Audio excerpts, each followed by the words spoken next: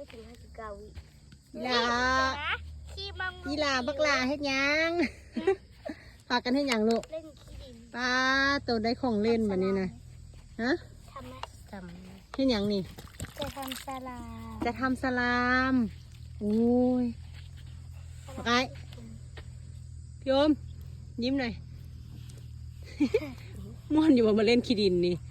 ฮะมักขี้ดินขนาดเลยบัดนี้ อัพี่ยอมช้อน อีล่าม่วนบ่มื้อนี้อีล่าน้อยเพิ่นมีหมู่มานำมีอ้ายมาเล่นนำมื้อนี้น่ะ ไม่แล้วพี่ยอมทำอะไรลงไป บรรยากาศยามแรงเด็กน้อยมาเล่นทุ่งนาอันมาหาฟืนนะแม่ อยากได้ มา นะ หาฟืนบ่าวงมสาวก็อยู่พูน